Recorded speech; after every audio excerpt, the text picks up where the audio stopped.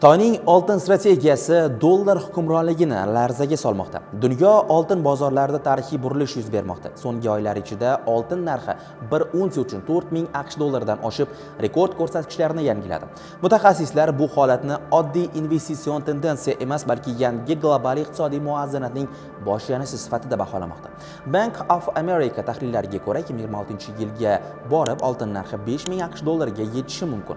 Bu 2008-yildan beri eng yuqori real qiymat bo'ladi. Ushbu jarayon ortida iqtisodiy tahlilchilarning fikricha, Xitoyning oltin siyosati va dollardan mustaqillashuv strategiyasi turibdi. So'nggi 2 yil ichida Xitoy Markaziy banki oltin zaxiralarini 2,3 ming tonnadan oshirdi. Bu Pekinning o'z valyutasi yuanni xalqaro savdoda kuchaytirish hamda AQSh dollari ta'siridan chiqish yo'lidagi eng faol qadam sifatida talqin qilmoqda.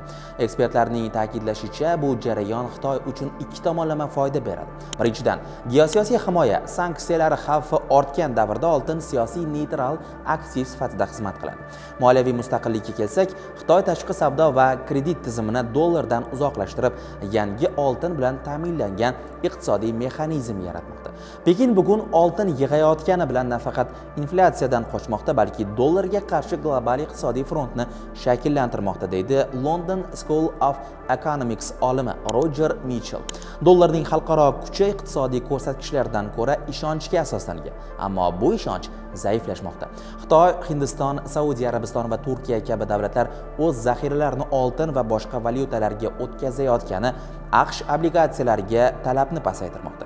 Bu esa dollarning qadrsizlanish xavfini kuchaytiradi. Natijada dollar inflyatsiyasi oshib, AQShning o'zi ham ichki bozorda bosim ostida qolmoqda.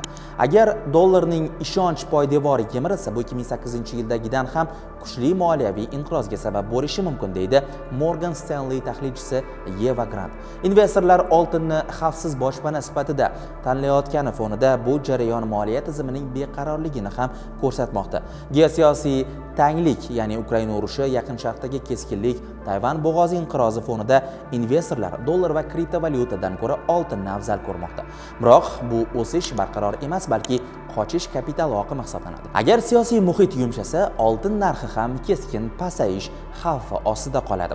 BRICS davlatlarining oltin asosidagi hisob-kitob tizimini yaratish tashabbusi iqtisodiy kuch markazining g'arbdan Osiyoga siljishini yanada tezlashtirishi mumkin. Bu Bretton Woods tizimidan keyingi davrda ilk bor oltin xalqaro moliyaviy tartibot markaziga qaytayotganini bildiradi. Dunyo oltin standarti sari qaytmoqda, lekin bu safar markaz AQSh emas, Osiyo bo'ladi, deya ta'kidladi Singapur Milliy universiteti iqtisodchisi Liang Chao. Oltin narxining keskin o'sishi bu oddiy investitsiya sikli emas, balki yangi iqtisodiy tizimning signalidir. Xitoyning oltin siyosati dollarning global hukmronligini shubha ostiga qo'ymoqda. Osiyo esa yangi moliyaviy markaz sifatida kuchaymoqda. Agar bu tendensiya davom etsa, 2026-2028-yillar oralig'ida dunyo moliyaviy tizimida yangi oltin davri boshlanishi mumkin, lekin bu safar u g'arbda emas, Osiyoning yuragida shakllanadi.